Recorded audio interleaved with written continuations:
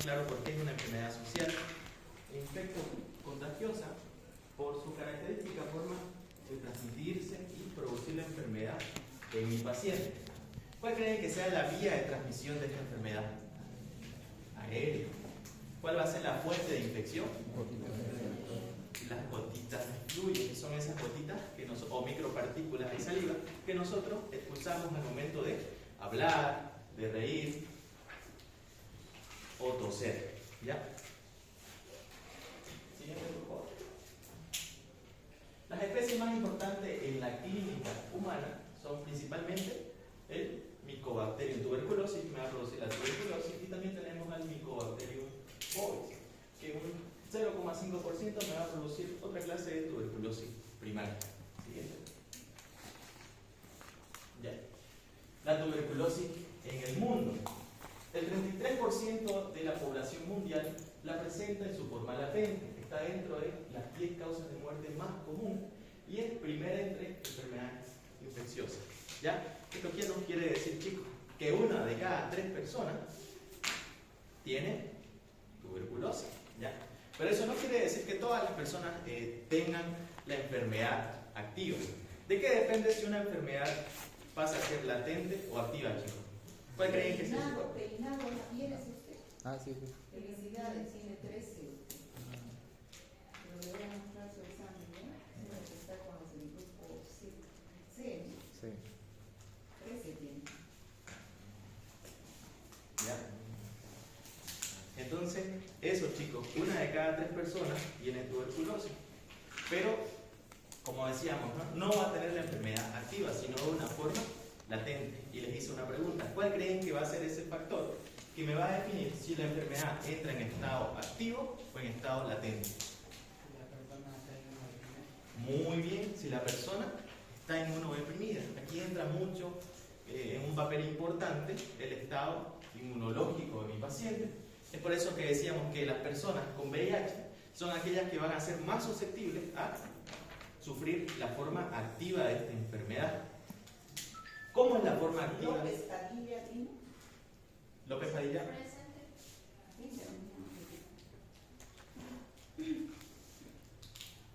¿Ya? ¿Cómo es la forma activa de esta enfermedad, chicos? O sea, ¿a qué sistema principalmente me afecta? Sistema respiratorio, ¿ya? Eso es importante. Continuamos. La tuberculosis en Bolivia, en Latinoamérica, Bolivia y Perú, tiene la mayor incidencia de tuberculosis. ¿Por qué creen que sea esto, chicos? ¿Será que es porque nuestra genética es más susceptible? ¿Por qué creen que sea?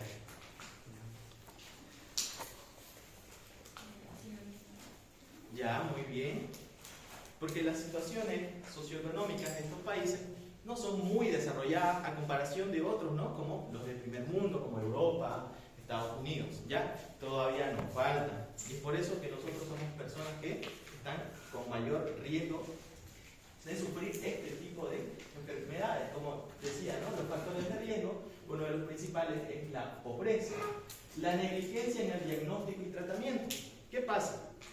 Recordemos que esta es una enfermedad que me afecta al sistema respiratorio y muchas de las personas viven en campos alejados, o las personas que viven en los campos alejados van a ser aquellas que van a presentar principalmente este tipo de enfermedad.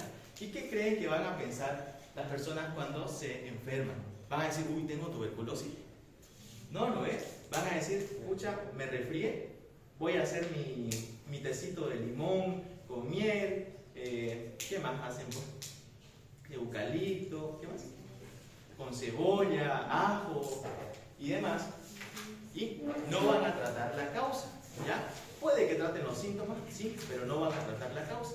Entonces ahí está el mal diagnóstico. Y de ya para pongámosle que esa persona vive a unos 2-3 kilómetros de la posta más cercana, ¿no ven? Entonces es otro factor por el cual está alta la tasa de probabilidad de contagio o de sufrir esta enfermedad. Siguiente, número de personas con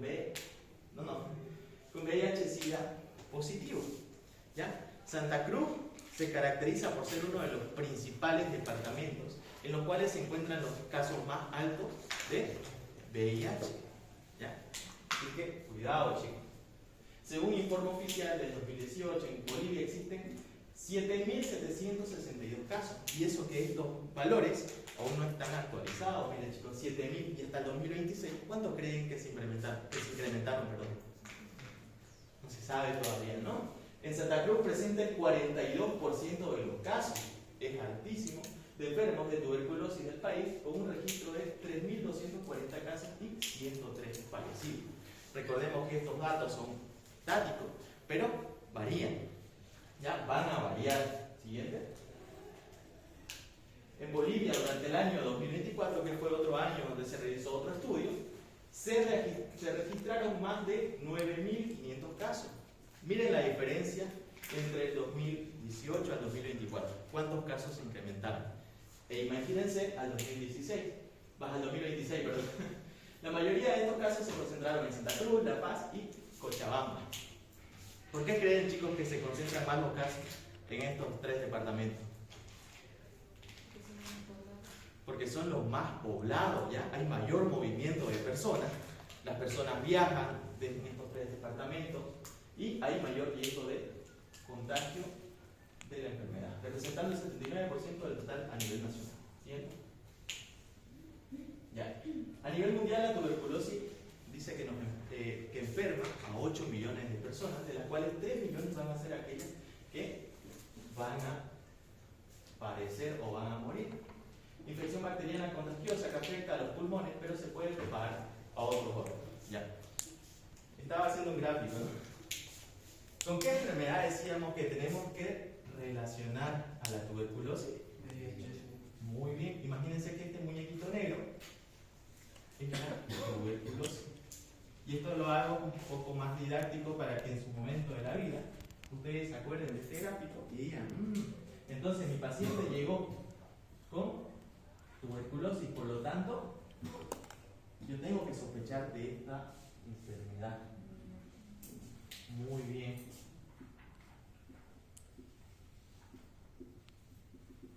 Entonces, ¿cómo decimos o cómo escribimos este gráfico? Que la tuberculosis y el VIH va agarrado siempre de la mano. Es por eso que debemos pedir siempre pruebas para ambos. Se contagia por vía aérea cuando las personas infectadas tosen, estornudan, además de que un número creciente de personas del mundo lo contrae debido a que su sistema inmunitario se debilita por medicamentos inmunosupresores o el VIH. Es lo que le decía, chicos. Siguiente. Un poco de la fisiopatología, que esto ya lo vieron más a detalle en teoría. Ya, la tuberculosis puede ocurrir en 3 etapas. Primero tenemos la infección primaria, que va a ser aquella que vamos a adquirir en el primer contacto, ¿ya? Esto con un paciente infectado. Y puede derivarse a 2 vías. Puede irse a una infección latente o una infección activa. Y ya dijimos cuál es el factor que va a definir hacia qué lado se va, ¿no? ¿Todo claro hasta ahí, chicos?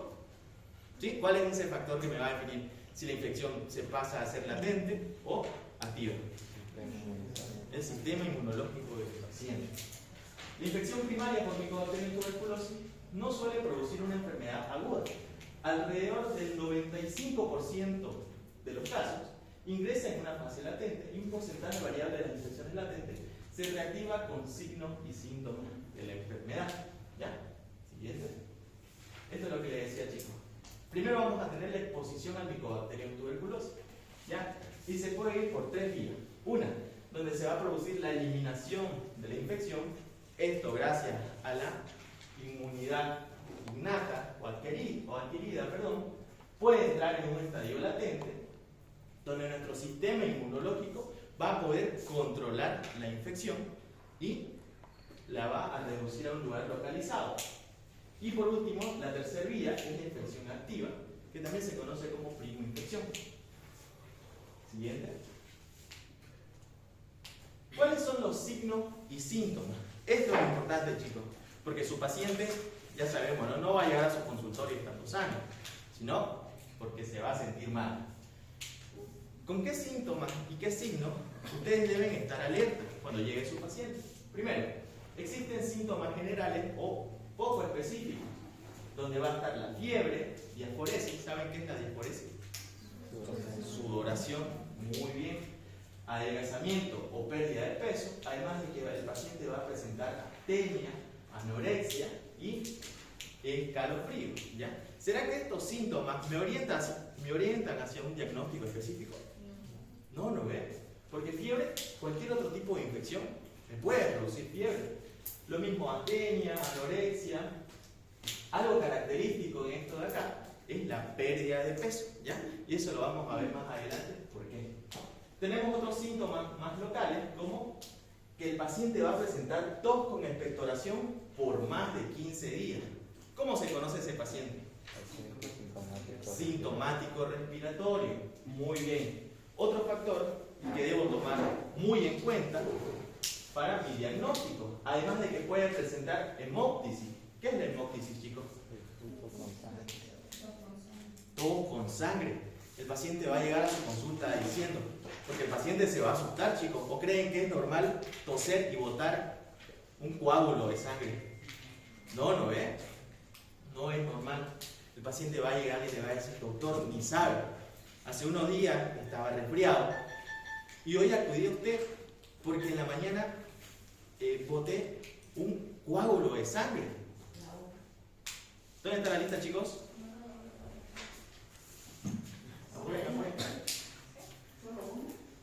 Son dos.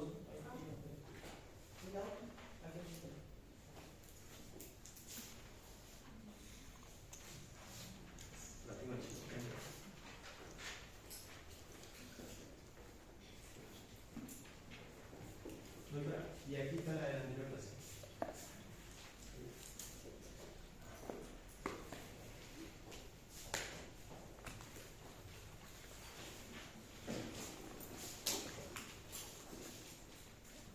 Continuando con la clase, chicos. Estábamos en el caso, ¿no?, de que su paciente acude a su consulta y presenta la sintomatología de hemóptisis, ¿ya? Ahí ustedes automáticamente deben ya asociar los otros síntomas y aumentar la sospecha de este tipo de enfermedad. Pero no digamos que solo la tuberculosis me produce hemóptisis, van a haber diferentes patologías que también me van a producir hemóptisis, como el caso de un tumor pulmonar, ¿ya? O un cáncer pulmonar activo. Disnea, ¿qué es la disnea, chicos? Ya, ¿qué es?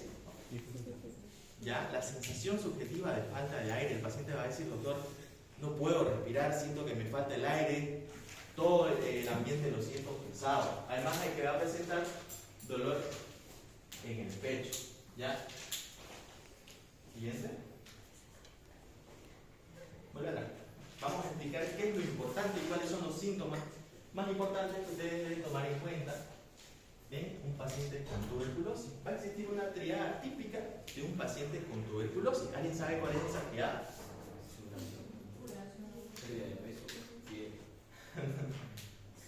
Fiebre. Ya, la primera va a ser triada de la tuberculosis. TB, así se la tuberculosis. Ya si quieren ponerle TBC, que es tuberculosis crónica. ¿Cuál va a ser la triada típica de esta enfermedad? Primero la Fiebre. fiebre. ¿Qué más? Tos sin expectoración. ¿Cómo? Tos sin expectoración. Ya, todo con expectoración, ¿no? Por más de 15 días. No es sin expectoración. Es todo con expectoración por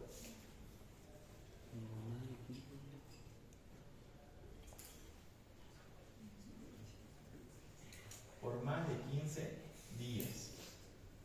Y la tercera, que va a ser importante. ¿Y aparece nocturno? No, porque no es neumonía, chicos. La pérdida de peso. ¿Ya? Es otro síntoma. Y a esto le agregan también, que ya no va a ser triada, pero porque la fiebre no va a estar presente siempre en todos los pacientes. Van a haber algunos pacientes que van a llegar tranquilos, solo con tos, no van a tener fiebre, y para eso deben aplicar la cuarta, que es la diaforesis. ¿Ya? Que esta principalmente se va a caracterizar por ser nocturna.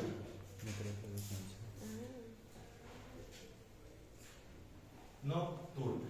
¿Ya? Entonces eso van a ser los cuatro. ¿Por qué agregamos uno más? Porque recordemos que en medicina 2 más 2 no es 4. puede ser 5, puede ser 3, o lo que ustedes quieran. ¿Ya? El paciente, imagínense que su paciente le llega con tos, con expectoración y pérdida de peso, pero no tiene fiebre. Y ustedes van a decir, ni cagando es tuberculosis, entonces, ¿no ven? No ven. Ustedes le pueden preguntar, disculpe, ¿y usted no suda por la noche? Y le va a decir que sí. Y ya se va completando su diagnóstico. Y ahora vamos a ver radiográficamente cómo se ven los pulmones de mi paciente con tuberculosis. Miren, ¿qué ven acá? ¿Será que está sanito? No, no ven.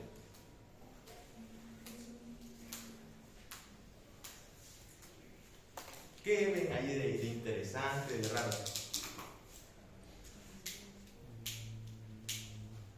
Los granulomas. Ya, repito, son los que escuchamos. Neumonía bilateral. Los granulomas. ¿Todos entienden pues eso? Muy bien, ¿y dónde están los granulomas? La base del pulmón. Ya, hay algunos en la base del pulmón. Y en el Ya, vértice. pero más característicos los vemos. Vértice. Verdes. Vértice. Ah, en el vértice, yo verde, escuché. Ya, en el vértice o apex pulmonar, miren, hay como redonditos así, pero les voy a dibujar. Este es el pulmón que hablan, ¿no ven? Y ven así unos redonditos, ¿sí?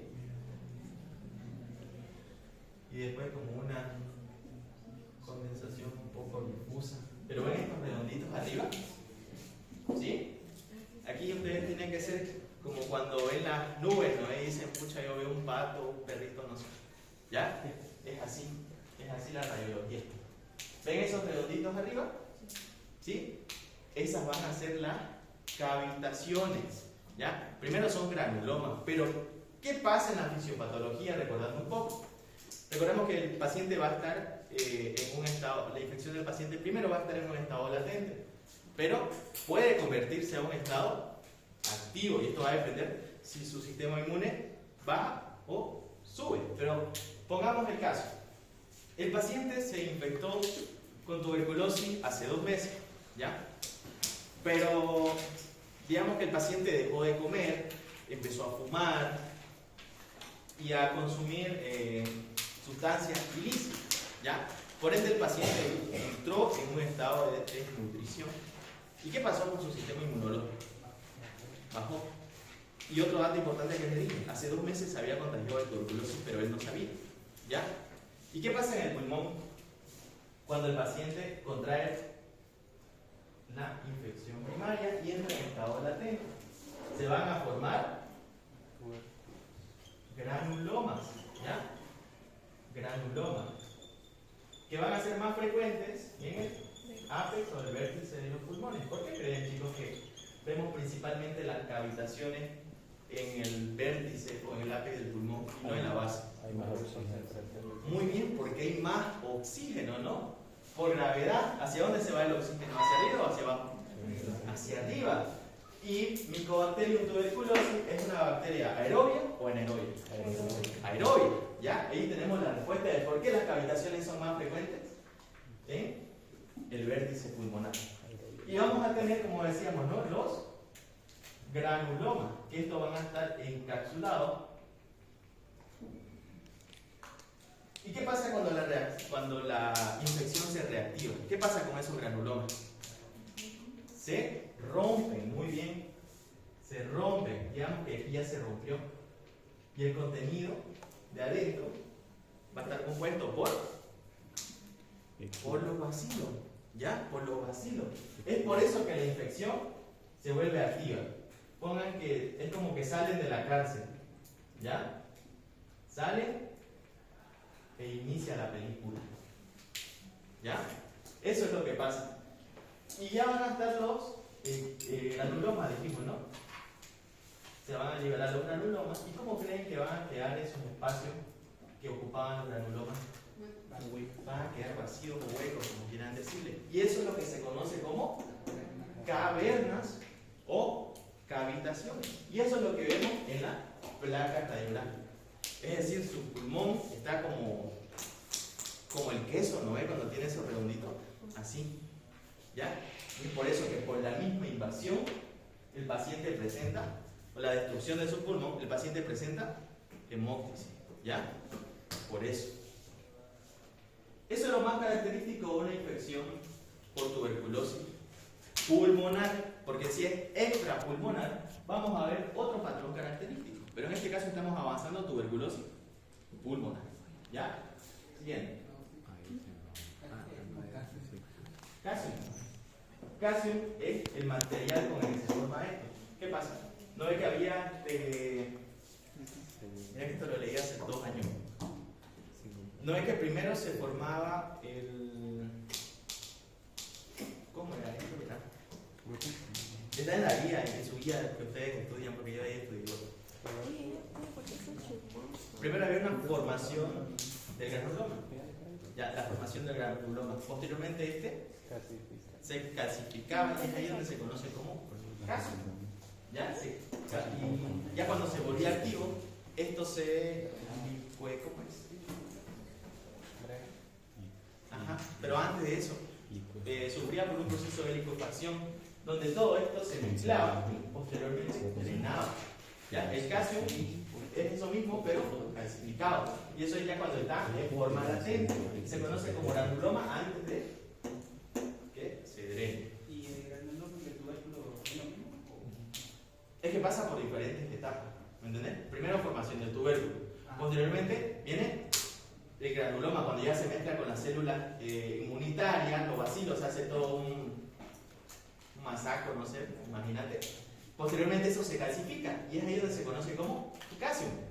Pero digamos que el sistema inmune se debilitó, otra vez vuelve a ser granuloma y se libera. ¿Ya? Ahora sí. Tuberculosis extrapulmonar aparece cuando una lesión tuberculosa erosiona un vaso sanguíneo y se disemina por todo, se diseminan todos los bacilos tuberculosos a través de la corriente sanguínea hacia el cuerpo. ¿Ya? ¿Cómo creen que se conoce a la tuberculosis cuando está en la sangre? Miliar. Tuberculosis miliar. Muy bien. ¿Ya? La tuberculosis miliar. Puede producirse una infección durante la infección primaria o después de la reactivación de un foco latente, como conocíamos ahí, ¿no? O lo que vimos, perdón. Cualquier otro órgano puede ser afectado. Siguiente. Estaba esperando esta pregunta. Bien, Ya. Vamos a improvisar. Ya. En la tuberculosis extrapulmonar, recordemos que los bacilos se iban por vía sanguínea hacia otros órganos. Y me va a afectar diferentes órganos. ¿Cómo? Esperen, voy a borrar así.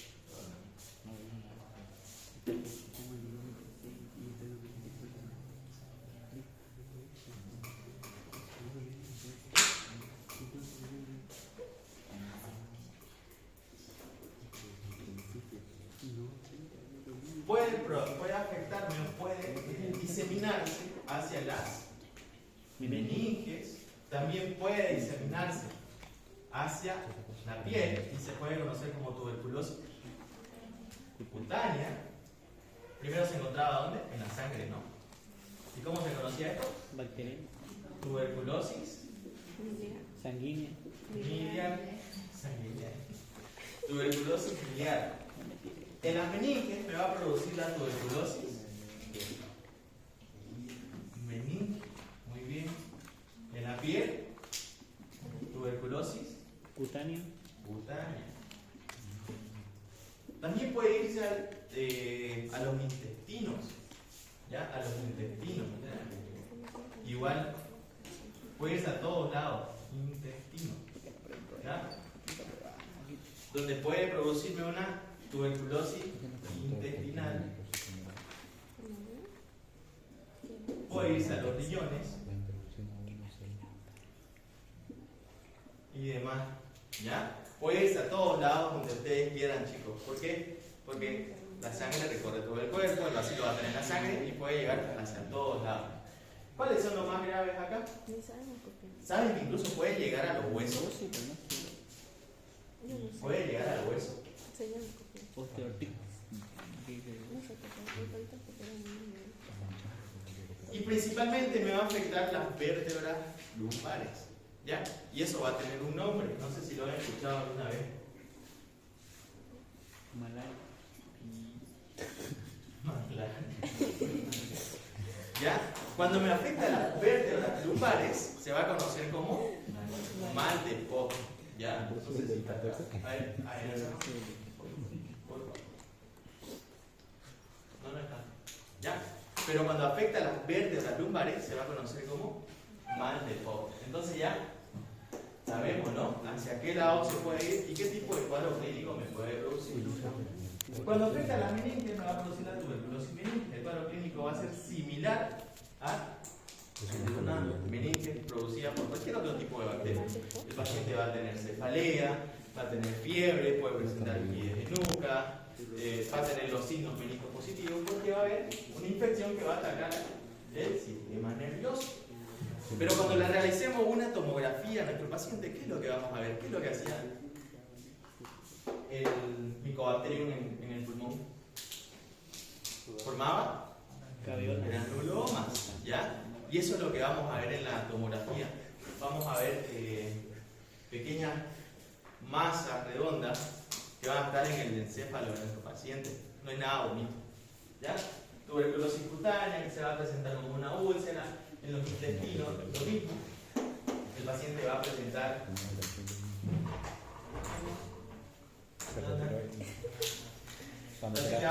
cuadros gastrointestinales con un dolor intenso en el riñón. Aquí está tapado, ¿no? Puede presentarme disuria, piuria y orina ácida, que va a ser una triada más o menos típica de una tuberculosis urinaria. ¿Ya? Y después tenemos la tuberculosis que afecta al hueso, que se conoce como mal de Pope. Llegamos hasta ahí. Siguiente. Otra cosa importante, chicos. ¿Se acuerdan cuando avanzamos derrame pleural? ¿Qué les dije que sospechen cuando su paciente tenía derrame pleural? ¿De qué enfermedad? De tuberculosis. ¿Ya? De tuberculosis. Cuando pasen sus prácticas al año, van a ver que todo esto se relaciona. Y van a decir, la doctora Cheli y el auxiliar Jorge si tenían razón. ¿Ya? Porque todo se relaciona. Yo pasé semiología con el doctor Terraza. Muy top. Y ahí fue donde aprendí o ya vi, ¿no? Que sí se podía relacionar el derrame pleural con tuberculosis. ¿Ya? Porque el bacilo de Koch va a ¿cómo se le puede decir? ¿Cómo se dice? Va a ahora sí.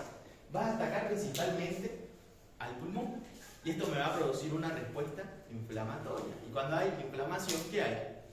Aumenta la permeabilidad y demás. Y también me puede producir un derrame pleural, que es lo que ya avanzamos. ¿Ya? Porque un derrame pleural no le puede dar a un paciente así de la nada. Es un cuadro clínico un poco raro, que sí o sí tenemos que relacionarlos con diferentes tipos de enfermedades. Dijimos, ¿no? Había trasudado y exudado. En este caso, directamente tenemos que pensar en un exudado. ¿Puede ser una neumonía? Sí, puede ser una neumonía que me produjo este derrame pleural. Pero la tuberculosis es una de las infecciones respiratorias más frecuentes que vamos a ver en nuestro medio. Aunque no lo crean, pueden que ustedes en su día a día no lo vean, pero si van al hospital van a ver cuántos casos de tuberculosis hay y cuántos llegan y cuántos se van en un solo día. ¿Ya? Es interesante, chicos. Y una vez les llegue su paciente con derrame pleural, pues deben volver a solicitar estos exámenes que ya vimos en el tema de derrame pleural. ¿Ya? ¿Cómo se llama el procedimiento por el cual obtenemos el líquido pleural? Fagocitosis. Y es ahí lo importante que les decía a los chicos que deben pedir cultivo de Mycobacterium tuberculosis, además de un, ¿cómo se llama esta prueba?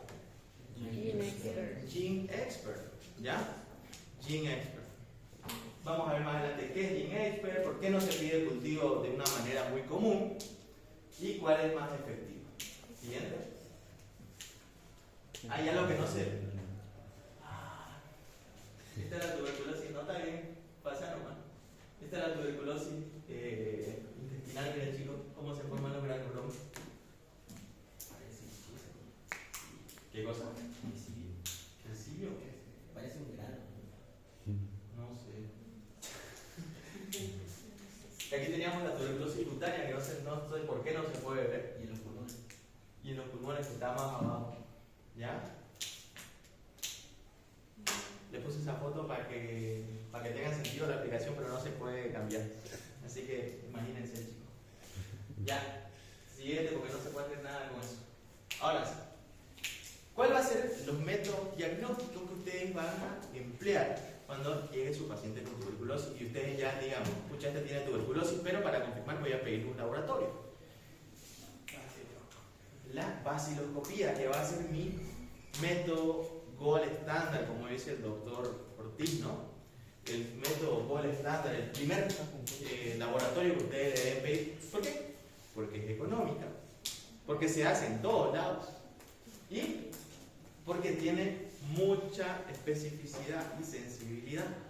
¿Ya? Así que es la prueba de preferencia, la primera prueba que ustedes deben pedir. La más barata. Exacto, es la más barata, es la más económica, como les decía, ¿no ven? Conocida también como tinción de Nielsen. Es la prueba confirmatoria de tuberculosis que nos sirve para identificar los VAR. ¿Qué son VAR? ¿Qué son los VAR? Bacilo ácido resistente. Es una prueba seriada, ¿ya? Siempre van a pedir baciloscopía seriada. Ya sabemos qué es seriado, ¿no? Eso lo vimos en los hemocultivos, ¿ya? Deben pedir 3 o más pruebas, en este caso con 3 es más que suficiente. ¿Y cuándo van a tomar las muestras? Primero, su paciente va a llegar a la consulta y ustedes ya sospechan que tiene tuberculosis y le van a decir, entonces que en ese momento él le dé una muestra o expectore en un frasco estéril. Ese va a ser el primer momento de la toma de muestra. ¿Cuándo van a tomar la segunda muestra? A la mañana siguiente a primera hora, ¿ya? Le van a decir, usted venga mañana a las 8 y le vamos a tomar la segunda muestra. ¿Y cuándo va a ser la toma de la tercera muestra? Al momento de entregar la segunda muestra, ¿ya? Eso es importante, chicos, que ustedes sepan. ¿Cuándo le tomamos la primera muestra? Al momento de la consulta. ¿Cuándo tomamos la segunda muestra? A la mañana siguiente. ¿Cuándo tomamos la tercera muestra? Al momento de entregar la segunda muestra. ¿Ya? ¿Quedó claro hasta ahí, chicos? ¿Sí? Ya, siguiente. Otros métodos diagnósticos vamos a tener principalmente la clínica, ya dijimos, ¿no? Los persistentes, pérdida de peso, fiebre y diaforesis o sudoración nocturna. También existen métodos indirectos, como la tuberculina o PPD. En teoría lo avanzaron eso. ¿Ya avanzaron tuberculosis en teoría? ¿Sí? Ah, ya, bien. ¿Qué significa PPD para empezar? Derivado proteico purificado. Derivado proteico purificado. ¿Saben en qué consiste esta prueba? Con la cepa atenuada. Muy bien, con una cepa atenuada. ¿Saben qué otro nombre lleva o con qué otro nombre se conoce la PPD o prueba de tuberculina? De Mantoux. Muy bien, la prueba de Mantoux, se escribe así, la prueba de Mantoux. Esta prueba actualmente no se realiza, ¿ya? No se realiza, ¿por qué? Porque hay pruebas más específicas, hay pruebas más sensibles. Y además, su paciente no va a querer que ustedes le estén inoculando y que se haga una ronchanga en su brazo, ¿ya? Pero ¿cómo se realiza esto? Pues si en algún momento tenemos que hacerlo y no contamos con los nuevos métodos diagnósticos, ¿ya? Se introduce o se inocula la cepa atenuada, que es la que mencionaba su compañero, que es de Mycobacterium tuberculosis, y posteriormente a las 48 a 72 horas nosotros vamos a observar qué pasó con esa inoculación. ¿Y qué creen que se va a observar? Los anticuerpos. Una pápula, y eso va a ser con la reacción antígeno-anticuerpo. ¿Saben qué es una pápula? ¿Alguna vez les picó una hormiga? ¿Sí? No creo que no. ¿Ya? ¿Y qué pasó con esa picadura? ¿Cómo se les hizo? Como una ronchita, que es lo que normalmente conocemos, ¿no? Una pápula es una lesión elevada mayor a 0,5 centímetros o 1 centímetro puede ser, dependiendo, la cual va a ser palpable más o menos porque es elevada y va a haber una coloración roja, ¿ya? ¿Y cuándo decimos que la prueba de tuberculina es positiva? cuando después de inocular a las 48 a 72 horas, el paciente va a presentar esa pápula que puede variar entre 6 a 10 milímetros, ¿ya? Ahí van a ver la pápula. Si se pone rojo y no hay esa roncha que se dice en términos comunes, no es positivo. Pero si observan esa ronchita, es positivo, ¿ya? ¿Y qué nos indica esta prueba de la tuberculina? ¿Qué creen?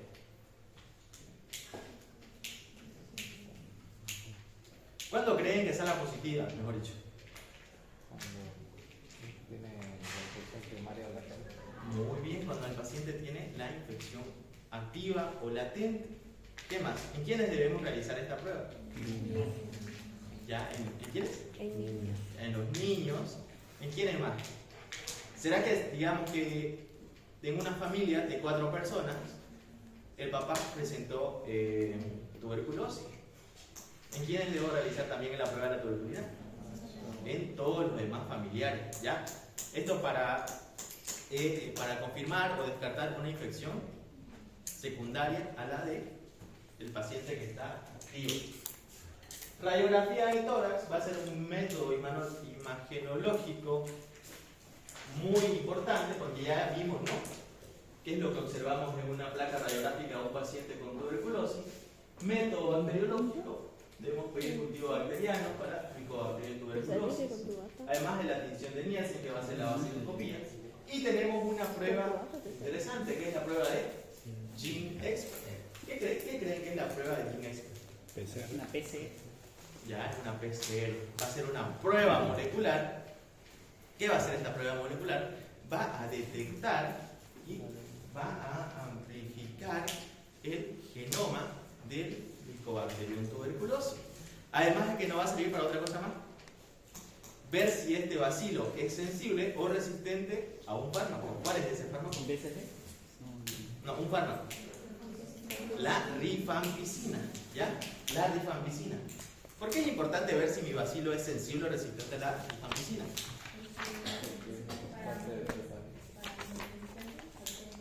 Ya, actúa principalmente para bacterias multiresistentes y es tratamiento de elección para este tipo de bacilo. La rifampicina va a estar en mi esquema de tratamiento, ¿ya? Ya vimos que va a estar compuesto por 4 fármacos, ¿no? ¿Cuáles son esos fármacos? Etambutol, rifampicina y Piracinamida. piracinamida. Anteriormente eran 5. ¿Cuál era la otra? Estreptomicina. ¿Por qué la retiraron? Porque era muy tóxica, principalmente ototóxica. Mi paciente se quedaba sordo, ¿ya? Muy tóxica. La retiraron y dijeron, pues con estas 4 también hay la misma efectividad del tratamiento, ¿ya? Y por último tenemos la biopsia, ya que va a ser la toma de muestra de tejido. En este caso van a sacar un pedacito de pulmón y van a llevarlo a estudios y van a observar los bacilos. Siguiente. Indicaciones en la toma de muestra del puto. El envase debe ser plástico, de boca ancha, tapa roca, capacidad de 50 a 60 ml, etiquetar con el nombre del paciente la fecha de recolección, diagnóstico de tratamiento y el número de muestra. Es importante porque esto se puede mezclar con cualquier otra muestra de esputo. E imagínense que le lleguen la muestra de esputo equivocada al laboratorio y salga negativo. Y ustedes despachen a ese paciente con tuberculosis a su casa. ¿Qué creen que va a pasar? Full contagio. Ese paciente, digamos que tiene unos 25 años, era un día viernes, ustedes lo mandaron a su casa y dijo, voy a ir a bolichear. Pero antes de eso fue a la abogada de su parcial.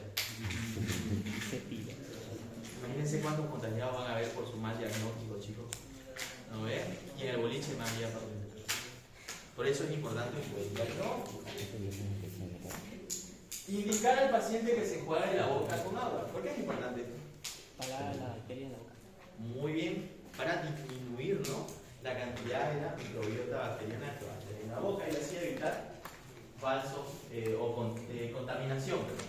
Indicar al paciente que no escupa secreciones salivales. La muestra del esputo debe ir en las profundidades del pecho. Ya les expliqué esto en neumonía, ¿no? Que no debe ser saliva, debe ser flema. La expectoración debe ser mucopurulenta para asegurar que la recolección fue exitosa, debe ser entre 3 a 5 ml. Pero usted no va a decirle, no, usted espectoró 2 ml, vaya otra vez. ¿No ve? Ya más o menos van a calcular que sea una cantidad, no hay acá, ¿no? Una cantidad aceptable, póngale. Porque no le va a decir, pues, no, quiero 5 ml, vaya otra vez. ¿No ve? Después de haber obtenido la primera muestra, se debe entregar al paciente 2 recipientes para que realice la segunda y tercera recolección. Ya, siguiente. ¿Cómo va a ser el informe que le va a dar el laboratorio a ustedes? ¿Ya? Aquí les va a informar de diferentes formas. Primero, negativo va a ser cuando no se observan VARs. Ya saben que se nos van, ¿no? Sí. Positivo de 1 a 9 bar cuando observamos de 1 a 9 bacilos ácidos resistentes en 100 campos microscópicos. ¿Saben qué son los campos microscópicos? Disculpe que le pregunte, ¿saben? Porque hay personas que todavía no saben, digamos, y para quitarle las dudas, para que todos vayamos para ahí. ¿Ya? Si hay alguna persona que no sabe, no tenga miedo de decir no sé. Porque hay cosas que yo tampoco sé. ¿Ya? Y es para que aprendamos todos. Se va a informar positivo una cruz cuando se observa de 10 a 99 bar en 100 campos microscópicos. Positivo 2 cruces cuando se observa de 1 a 9 bar por campo microscópico, y positivo 3 cruces cuando se observa más de 10 bacilos ácidos resistentes por campo microscópico. ¿Ya? Cuando le llegue el informe a ustedes, le va a decir directamente positivo una cruz, positivo 2 cruces, positivo 2 cruces, no le va a decir Donde por dice Por eso positivo ustedes deben 1 saber esto. 9 bar no es ¿Y cuál creen que sea más peligroso en este caso? Creo que sí. El que tenga mayor posibilidad de comer.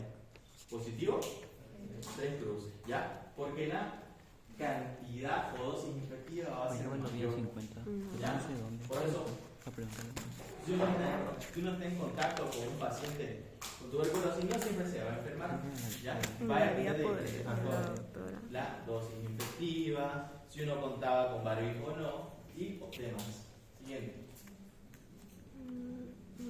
Otro método de diagnóstico que tenemos que es el cultivo En el de la de muestra. 2. Utilizamos más que nada en tuberculosis multilobo resistente. ¿Por qué en estos casos, chicos?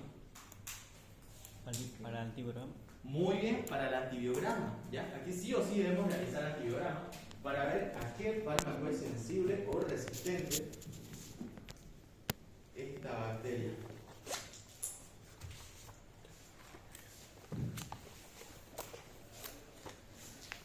¿Y cuál creen que sea el medio de cultivo? Low intensity. Low intensity.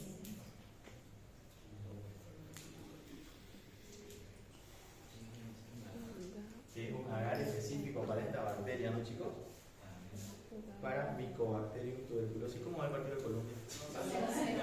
0-0. Ya ni modo.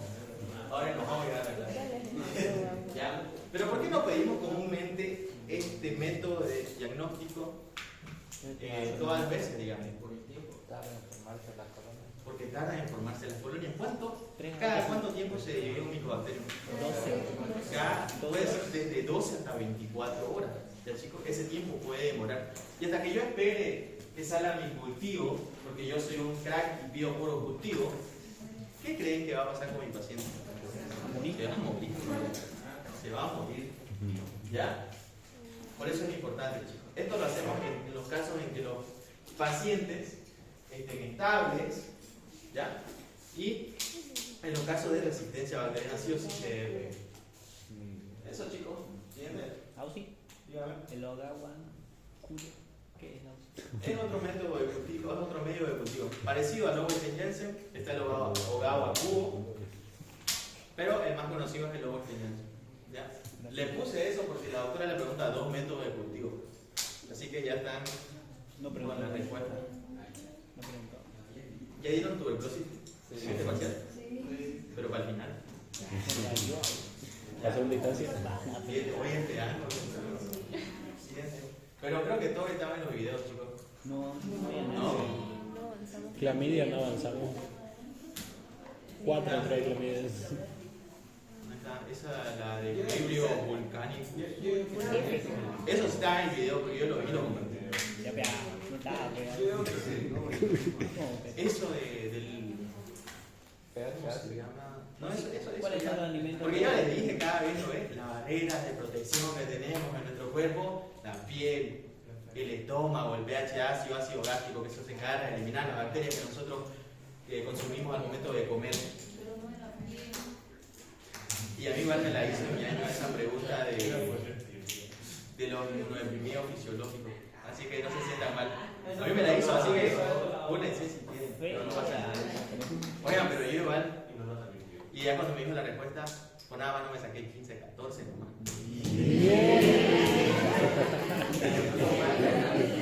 Humilde. Ni modo, Estamos iguales. me tatué eso, ¿verdad? Mentira. Pero sí estaba feo eso del T-Ward. O sea, yo... Eso no había aquí. No, el que sabe. dijo voy a ver sus videos y voy a romper en el examen, no sé dónde está. Dice que el grupo de ayer El nos C. preguntó sobre Chernobyl. Ajá, Chernobyl, de Irlanda. ¿Sabes los videos? Yo vi Ah, no, pero sí, está en la verdad. ¿Verdad? La fecha. Ajá, la Sí, de fecha. Chernobyl. Decirle el nombre de la raza. Igual en vasitos atrás, Está loca. No, chicos, me quería quedar sin estudiante. Al año no vamos a ver. Al año como esta. Pero imagínense que nos meten esa pregunta en los exámenes de licenciatura. Hasta el auto se va. Ya. Después tenemos otro método de diagnóstico, este va a ser un método de diagnóstico molecular, que es el expert, ya dijimos para qué sirve, cómo funciona. ¿Y en quiénes debemos pedir este método de diagnóstico? Mujeres embarazadas, principalmente, porque es importante, debe realizarse en un tiempo. Esto sale, ¿saben en qué tiempo sale este chico? En menos de 24 horas sale un diagnóstico. Y comparen 24 horas a 4 meses, Oye, ¿qué se dice? a 4 semanas o 6 semanas, o compárenlo directamente con la vaciloscopía que tarda entre 72 a más horas. Este es más reducido el tiempo, ¿no? Pero mujeres embarazadas, pacientes retratados, aquellos pacientes que ya tenían la infección anteriormente, recibieron el tratamiento, pero lo dejaron. ¿Por qué creen que los pacientes dejan el tratamiento para la tuberculosis? ¿Por qué es muy largo? ¿Por qué es muy largo el tiempo? Ya, una, porque pueden pensar que están curados el tiempo, es muy largo el tiempo. son tóxicos. Los fármacos son tóxicos. Muy bien, eso chicos, ¿ya? No digan porque tienen que pagar sus fármacos porque el tratamiento es gratis, gracias a Dios, ¿ya? Es gratis. Una, por el largo tiempo de tratamiento y porque son tóxicos, ¿ya? Van a afectar principalmente al hígado y al riñón, ¿ya? El paciente todo el tiempo va a estar con dolor de hígado, claro, con dolor hepático. Esperen, no sé si metieron un gol.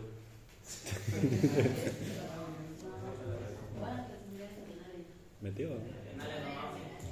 ¿Qué tiempo va? ¿Verdad? O sea que ya perdí. Ya ni modo. Ya. La fija de trabajo. No había fija más que Messi metía bola. ¿Ya? La fija de trabajo. ¿Sabes qué? Yo una vez vi que ajá. Creo que era por un niño. ¿Sí? Sí. Sí. Para esos casos piden. También tienen que pedir para personas privadas de libertad porque esas personas no van a estar todo el tiempo afuera, no van a estar los 4 meses esperando sus resultados. Tiene que ser rápido. Y para pacientes VIH-Sida. ¿Por qué? Porque en estos pacientes la infección se va a manifestar de una forma más grave. Siguiente. También se puede pedir PCR, pero más específico, más sensible es el Gene Expert. Que así como lo van a ver, el resultado laboratorial de un Gene Expert. Esto es lo que Deja de reírte. método biología molecular, PCR en tiempo real, resultado Mycobacterium tuberculosis detectado y la resistencia a rifampicina no detectada. ¿Ya? Esas son las dos cosas que le dije que para lo cual servía esta prueba, ¿no? En este caso, ¿podemos dar rifampicina a mi paciente? ¿Sí? ¿Por qué? Porque es Porque es sensible. Muy bien. Bien. La prueba de PPD, ya la vimos. Siguiente. Ah, este otro. No sé si la doctora lo avanzó en teoría, porque mi año recién lo mencionó. Es la prueba de cuantiferón o IgRA. Es un examen de sangre que se usa para detectar si una persona ha sido infectada por Mycobacterium tuberculosis o no. ¿Qué va a pasar acá? Van a sacar sangre del paciente. Posteriormente esta sangre va a contener los glóbulos blancos, ya saben, ¿no? Y estos van a ser expuestos a antígenos de Mycobacterium tuberculosis. Y si mi paciente anteriormente tuvo la infección o la tiene en estado latente, ya va a haber la formación de anticuerpos. Y si lo unen con antígenos, se va a dar la unión antígeno-anticuerpo y va a producir la reacción positiva en este caso. ¿Para qué sirve? Para detectar tuberculosis latente, para detectar tuberculosis activa. ¿Ya? Se usa mucho en personas vacunadas con BCG, ya que no da falsos positivos por la vacuna, a diferencia de las pruebas de la tuberculina como PPD o la prueba de Mantoux. ¿Ya? Eso es importante. Siguiente. Esto es un poco más de semiología. En semiología van a avanzar los diferentes tipos de facies, los cuales van a ser característicos de las enfermedades. ¿Ya? Tenemos la facie leonina, que es la facie de la lepra. Tenemos la facie tísica, en este caso, de pacientes con tuberculosis. ¿Ya? ¿Qué pasó en la época media, chicos? En la época media la tuberculosis abundaba en toda la sociedad. ¿Ya? En toda la sociedad. Y lo que hicieron las personas fue romantizar esta enfermedad. ¿Por qué? Porque al sufrir de tuberculosis, al padecer de tuberculosis, cambiaba su aspecto físico. ¿Qué decían de esto? El pelo se volvía sedoso, la piel se volvía fina, a punto de desaparecer. Además de que la mirada era vítrea y dibujada. Los labios y las mejillas se tornaban de color rojo sangre, esto debido a la vasodilatación y fiebre. Y había una palidez excesiva, ¿ya? Los médicos, los historiadores romantizaron la enfermedad y sus síntomas hasta el punto de que la tuberculosis hizo media en ideales de moda y belleza. Miren hasta qué punto llegó la sociedad. Las personas con tuberculosis eran las más bonitas antes. Clarísimo, ¿no? Siguiente. Y esto es lo que se observaba en la fase física. Palidez general en el rostro con mejillas ligeramente enrojecidas, rubor o malaxia, que es lo que se conoce igual.